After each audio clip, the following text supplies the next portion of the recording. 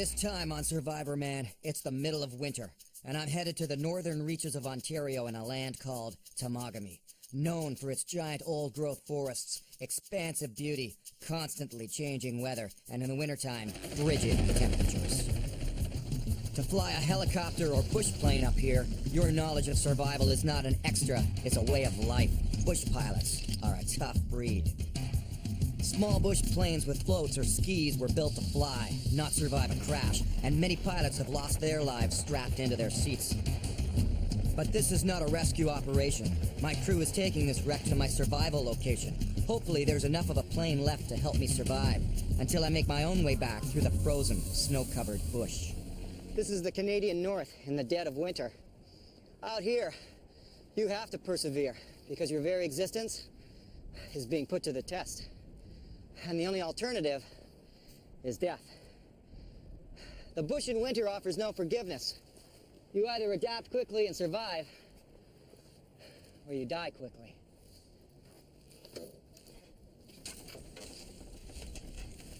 I have to spend the next 7 days in this frigid north.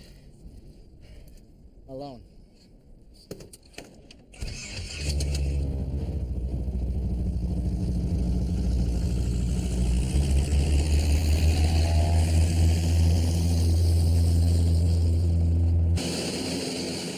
Flown into a remote location deep in the dense forest. The wrecked plane that will serve as my only shelter is transported ahead of me. So that's one plane wreck, 50 pounds of camera gear, no food, no water, no matches. It's not out of place to feel intimidated by the frozen, isolated forest below. But it's my job to survive out here for the next 7 days, completely alone, and to eventually walk out. It's a tall order.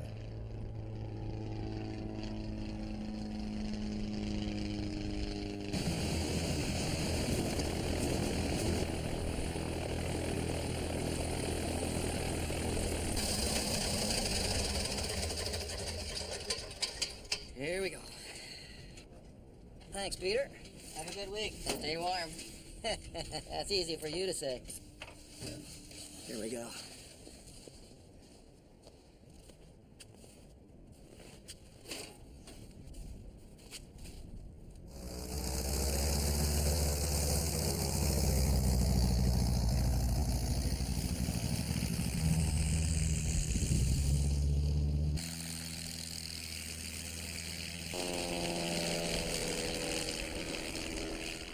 That's it.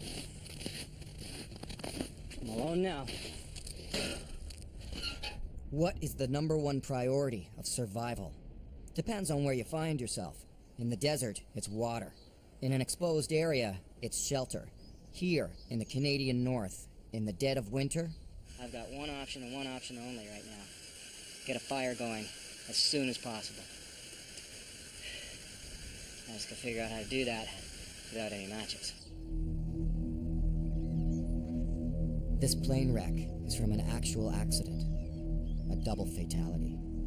It's up to me to see how I can use it for survival. The crew will come back and pick everything up at the end of the week.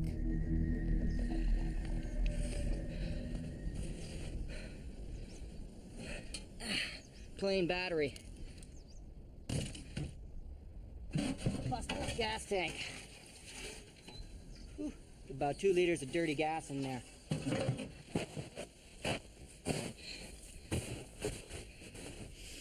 Gotta be real careful I don't start sweating too much.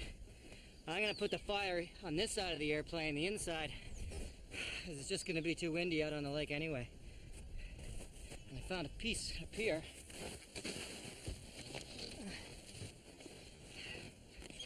Gonna work just fine as a base. So why don't I practice everything first and show it like a pro? Well, I like to keep it real. Fire with a battery, wires, and some gasoline? I've never tried before. If this works, it'll be a first for me. Found one birch tree and a couple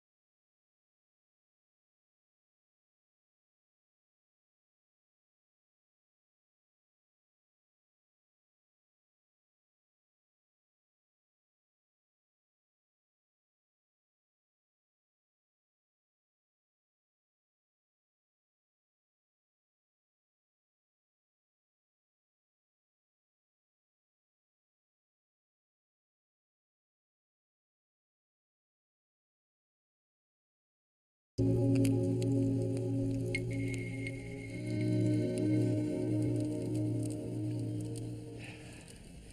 comes in pretty early this time of year.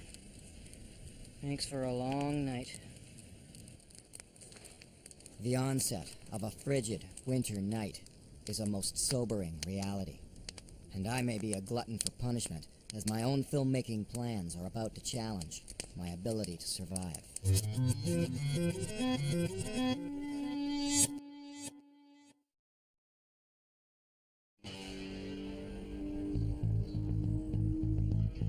Northern Ontario, winter, day 2.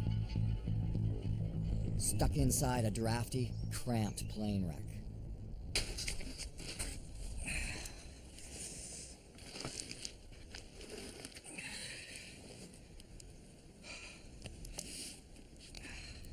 It was way too cold to just wake up and start filming. Not until I stoked the fire a bit. My biggest concern, of course, is the cold. And above all else, I've got to keep a fire going. Of course, I've got to see about getting some food. And I can rehydrate myself just by eating snow for now. Everyone says, don't do it, don't eat snow. Well, I don't have any water, so I'm eating snow. And lastly, well, I do know where I am, and I know approximately where I need to get back home. But it's going to take a few days to walk out of here. So for now, I'll just try settling in here. My challenge this time is to make my own way back. I watched the route in as we flew, about 70 miles straight north. But first, I'll stick it out here and try to gather some supplies for the journey out. If you're wondering why I've got such strange-looking clothing when I knew I was going to be having to survive in the Canadian North in the middle of winter, for me, it's got to be wool. It keeps about 80% of its insulation value even when it's soaking wet. But the best part is you can get real close to a fire and you don't have to worry too much about sparks or anything like that. It's not going to melt on you. So it's got to be wool. It's rugged, it's tough. Works for me. It's heavier, but it works.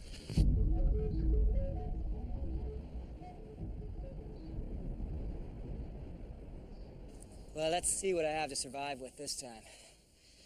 Of course, I've got my wool blanket and my axe.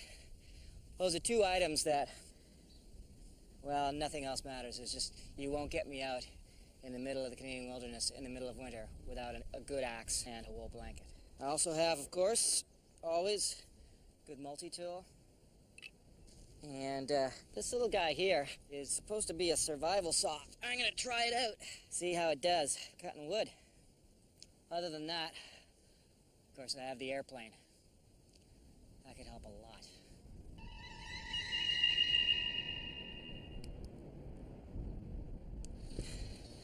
Well, I've been thinking, something I've never shown is what you'd have to do if you were actually injured.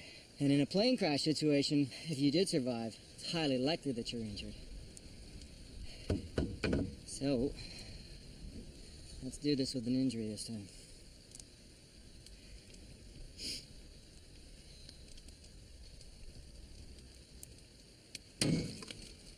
Just kidding. But, let's simulate an injury. So let's assume that my injury is a busted up left arm, maybe from the elbow down or something, smashed in. I've got to keep it up and keep it warm. Now this plane is actually made out of fabric covered with paint.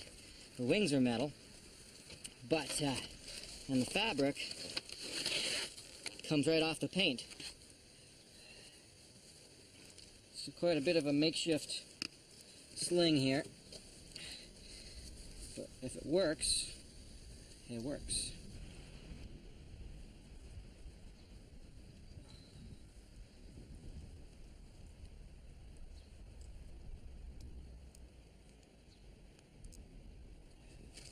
Wrist is immobilized, arm is immobilized. I'm now officially injured. I am not looking forward to having the use of only one arm, but for now, this will give me a very small taste of the difficulties associated with an injury. At least I don't have to deal with the pain.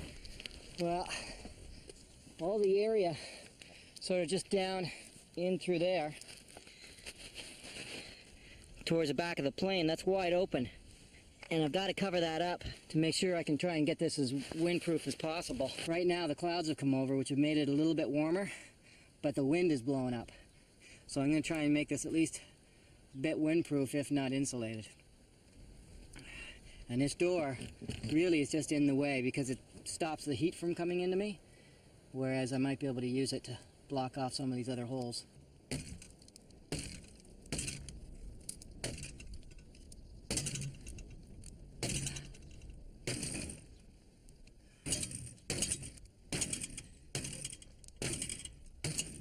Hey!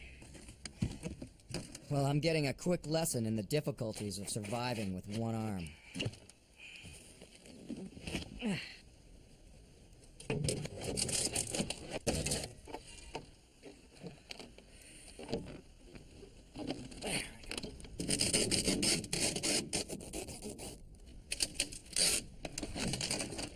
Not everything can be ripped off of a plane using only an axe and one arm. But all of this wiring gives me an idea.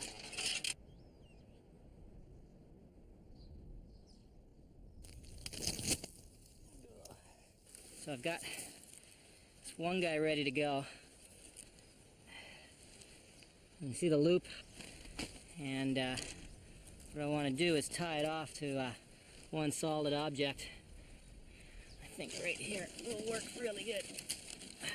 So I see there's some fresh tracks right here, and you can kind of see that they all converge on the same one spot here. If you find a place where the rabbits are already naturally funneled into a certain spot, and you just reinforce that funneling and put the snare right in the middle, you stand a much better chance of catching one. I'm calling them rabbits, snowshoe hare up here. Just reinforcing this funneling.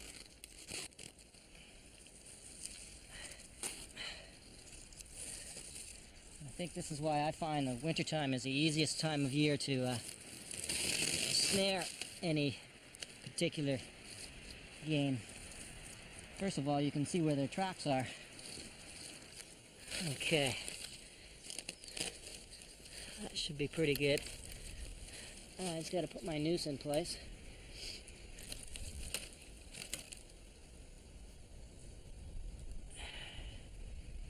There we go.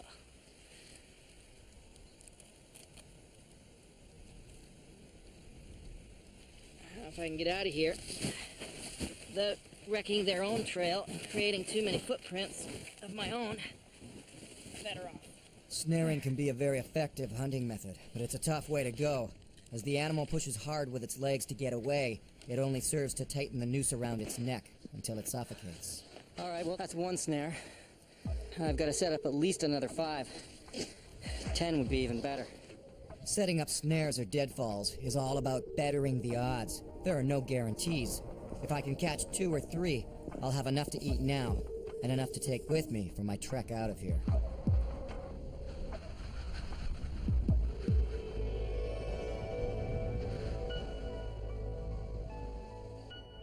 Finding and collecting firewood is an ongoing process. No matter what you're doing, collecting wood along the way all the time is a survival essential.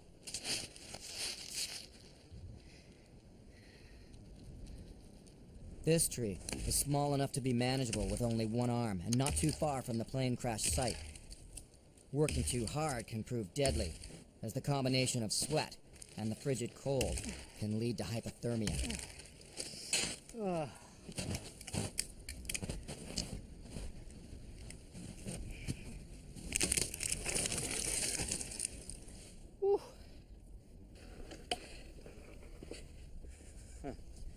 Well, look at this. I wanted to set up the cameras and work on this survival saw to see how well it works. So I gave it a little practice pull just to see. And look, here's the one end, here's the other end. Busted right off, one pull, and it snapped right off. Here's the little ring that's supposed to go on. It's supposed to go on right there. Huh, useless. You know, it says that this is supposed to be good for a snare as well. That's a mighty small snare, if you ask me.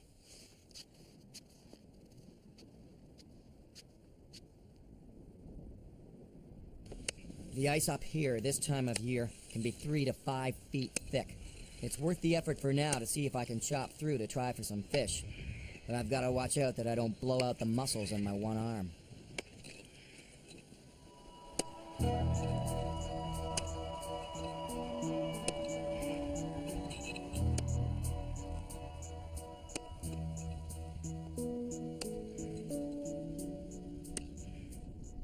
That's enough for now. Looking at this metal, I got a bit of an idea. Something I might be able to do here. If I can get a piece of it off. Ow! Not that way.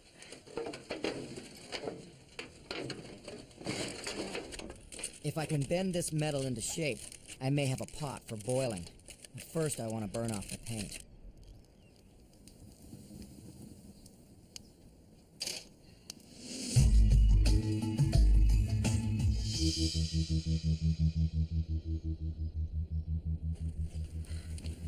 There, let me show you what it looks like inside my little shelter.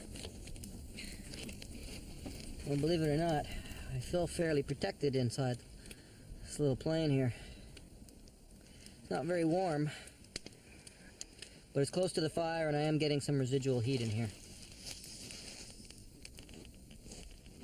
It weighs heavy on my mind to begin the long trek out across the lakes and rivers and through the dense, snow-covered bush.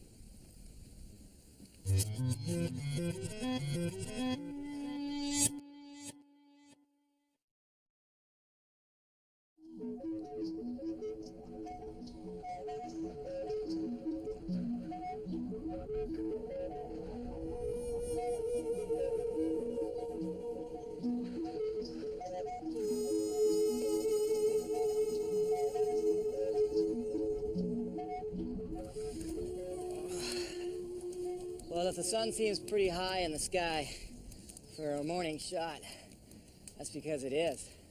It's taken me hours just to get warmed up again and get my cameras working and batteries warmed up, keep this fire going.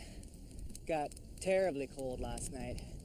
The wind stopped, the sky opened up, and that meant bitter cold temperatures. I don't want to stay here much longer. I'm gonna make preparations to get out of here. I also lost time this morning going to check all my rabbit snares. Nothing. And not a half a foot from the plane wreckage, there's fresh rabbit tracks, so one went right by me last night.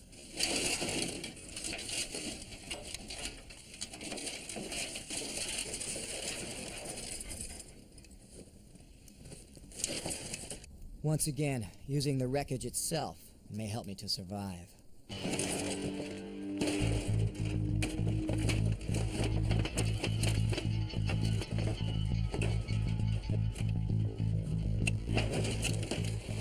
If you've been wondering what this little tale is, whenever I've been out fall or winter camping, everybody's always looking for a place to sit down. They put their little gloves on a little log and sit on it, try not to get their bum wet. Well, I don't have to look for any place. I can just sit down wherever I want. Simple and silly, but it sure is effective.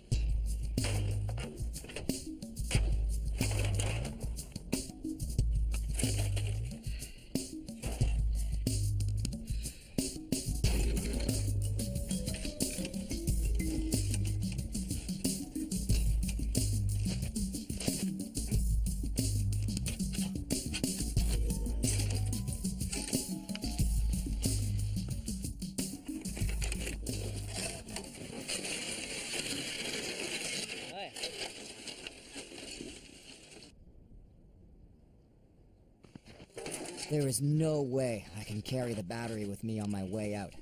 But there are yet other pieces of the plane that'll help me start a fire while I'm on the trail.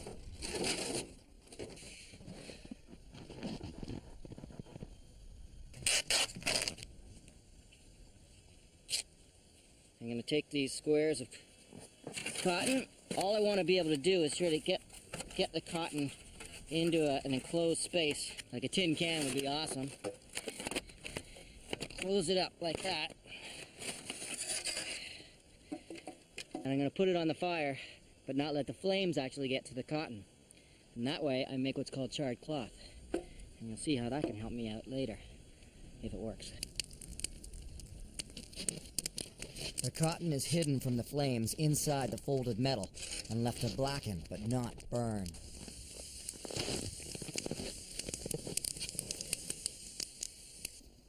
Survival calls for constant multitasking, keeping an eye out for essentials every step of the way, like firewood or food.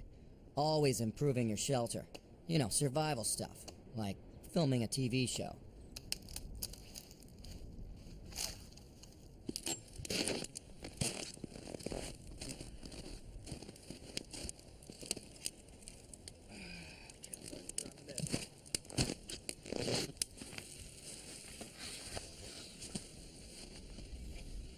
Alright. Let's see what we got here. Looking, but it didn't. Oh, get done. Okay, I can put this back in. But you see the black stuff there? Nicely charred. This is gonna work, I think. Okay, so this is charred cloth. And all I have to do is try to get a spark to land right onto it, and it should catch a glow, and with any luck, fire will follow. Instead of being burnt to ash, the cloth is charred and turns into what is essentially very thin charcoal, ready to take a spark.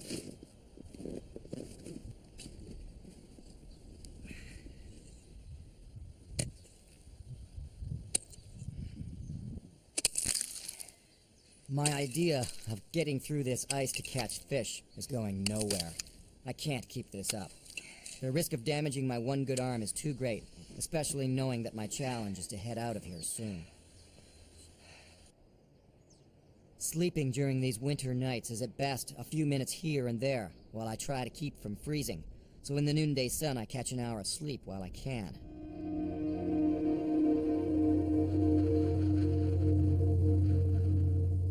But the sun may not last long.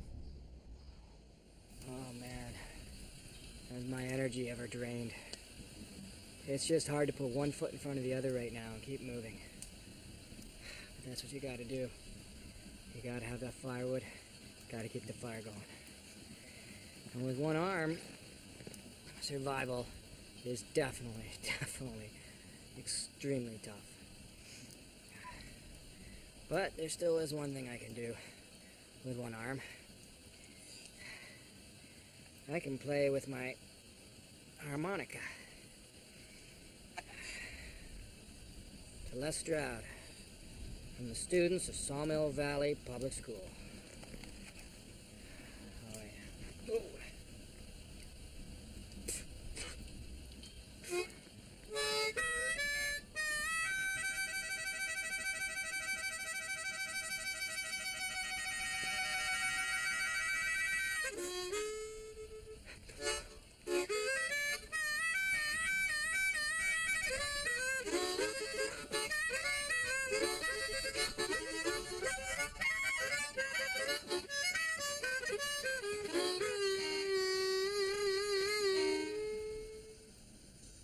3 days without food.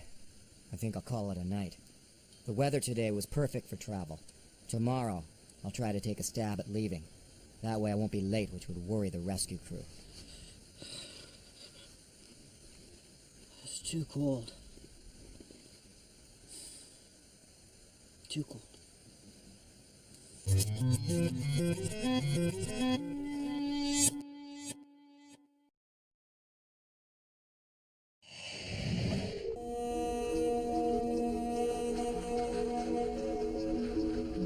My plans were to leave, but Mother Nature had other plans for me.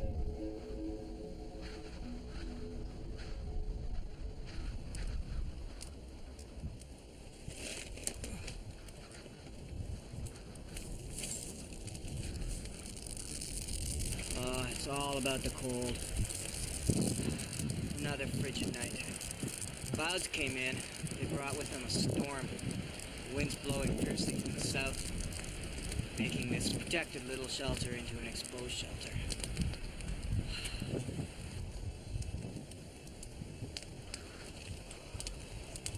It's 4 days now without food, and I get barely an hour of sleep each night. I'm tired of dealing with a fake injury. The sling's coming off. I'd rather just get out of here. Back to warmth, back to food. Might as well take a walk and check my snares anyway. Boy, this blew up real quick. I may not be getting anywhere. Not today. If this storm keeps up, I'll be stuck at the plane wreck another night. Got a snare up in here, I'll check. Check it out. I had set this snare up only 12 hours before using the wires from the plane. Sometimes you get lucky.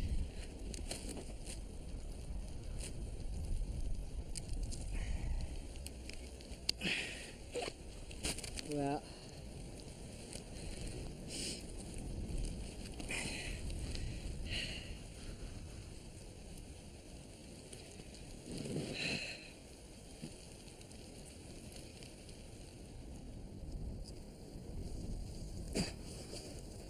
no, don't really know what to say. I hate to take the life of any animal, but in a matter of survival, then, if it's a case of life or death, all creatures are fair game.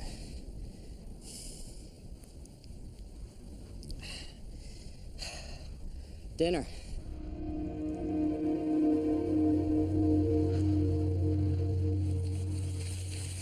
This is not easy weather to keep your lenses clean. The snow is getting finer and finer, and that's got me worried. Because I'll tell you, if this turns into freezing rain, well, I'm not traveling anywhere, that's for sure, and it'll be kind of miserable. Well, time to do the deed with the rabbit, more correctly, snowshoe hare.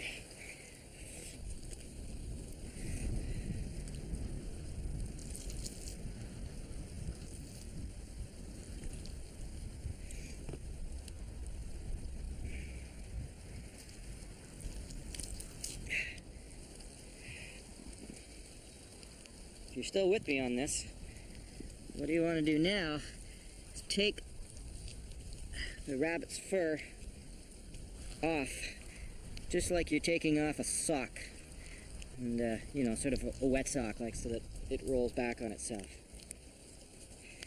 It's actually much easier since he didn't freeze on me. If he was caught early in the night, he'd be frozen solid. So, just finish this.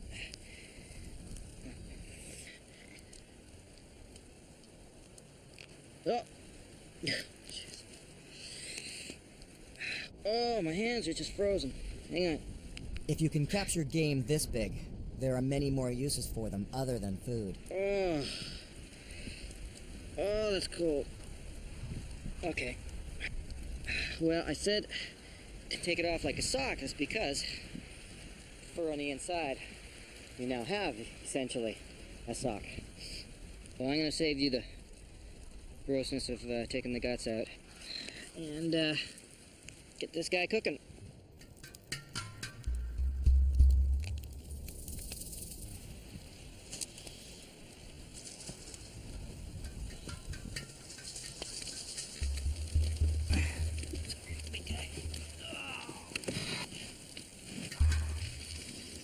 Well, my fear has come to pass.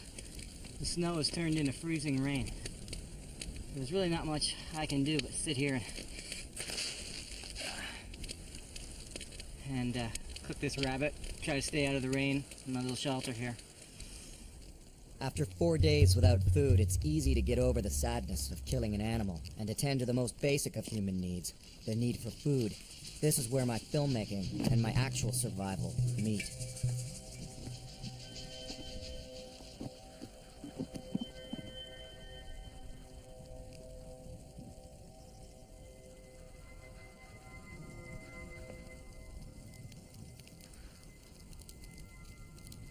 Oh, in case you haven't noticed, I completely abandoned the whole one-arm survival thing. That's enough of that, man. Now, I just want to get this food into my stomach. Then I want to try and get out of here.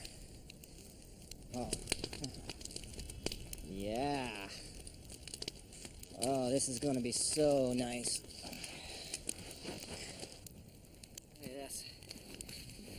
Ah, now, this is gonna taste good. Wow.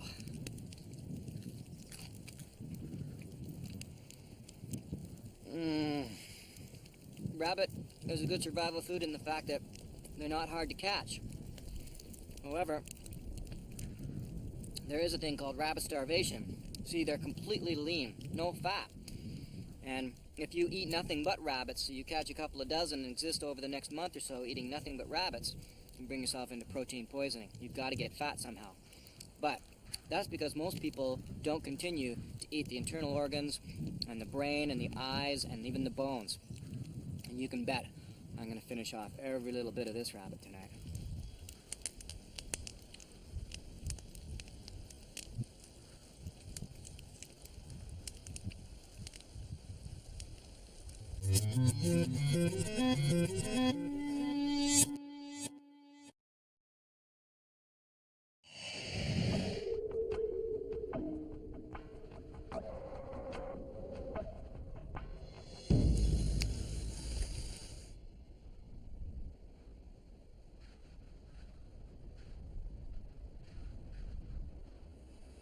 Well, it was freezing rain or snow all night long. Fire's pretty much out. A few coals, that's about it. Maybe it's time I make my way out of here. 5 days, and finally my chance to get going. I can use what I broke off of the plane to help me travel, and the rescue crew will come in later to clean up the mess. I lost a full day due to the bad weather. It would have been nice to get another snowshoe hare or two, but at least eating one, bones and all, has renewed my spirit and energy.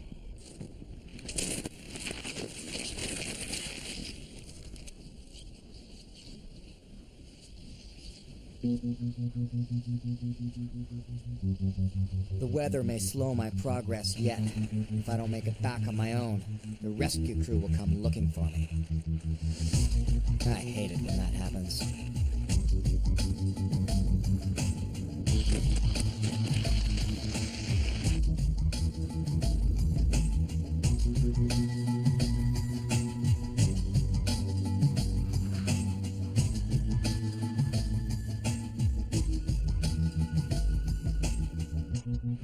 Weather turned pretty nasty here late in the day. I'd love to be able to build a nice rock shelter with a covering and everything, but you know what? I'm on the move, and I think rather than put the energy into building a big shelter, I'm going to put the energy into gathering a big whack of firewood. And if I have to, I'll just sit beside the fire all night.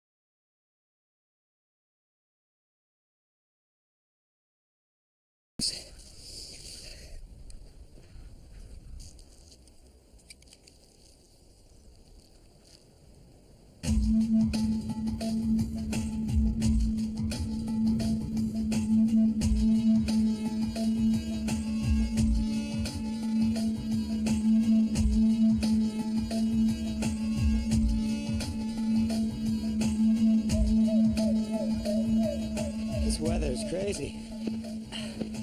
It goes from bright and sunny and sometimes cold, very cold, to rain to cloudy. It's changing nearly every hour. What a weird week.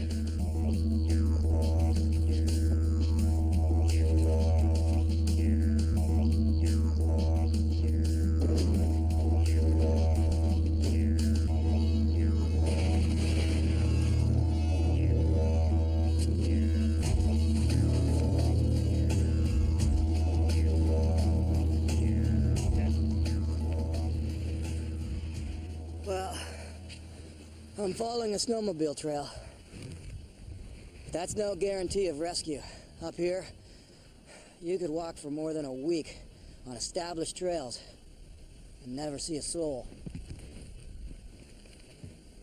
I am very, very lucky that I had that thaw a few days back packing the snow. It means I can get by without needing snowshoes, as long as I still have a trail to follow.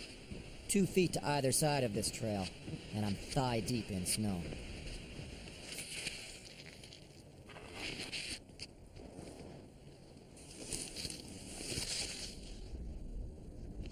The trail seems endless, but it's almost impossible for the human psyche not to continue on, ever moving forward, believing that salvation lies just around the next corner. It's a dangerous mantra. And now I've broken one of my own cardinal rules. I've warmed up, but I let myself get wet with sweat. Stopping now without a ready-made shelter or fire, and I could easily freeze. Sticking to the trails means I shouldn't get lost, even in the dark.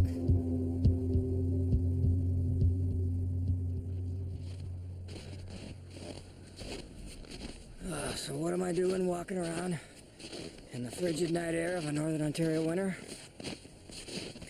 Well, I made a decision. See, it's the 6th night. Tomorrow's the 7th day. I'm supposed to be making my way out of here tomorrow.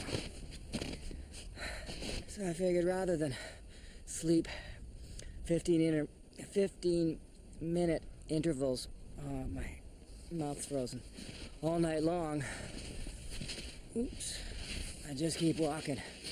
See, I can't get lost if I follow these snowmobile trails. I should be good to go, as long as I don't hit a lake. I can sleep tomorrow in the sun, and I'm awake anyway. I'm gonna pull an all-nighter.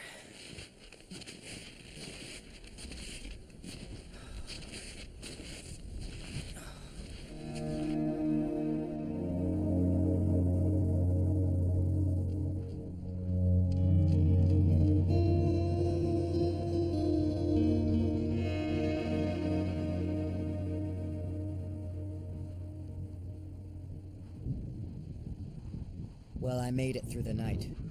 As exhaustion sinks into my bones, it's all about the constant push forward, out of the cold, away from the wind. My thoughts are of warm places and hot food.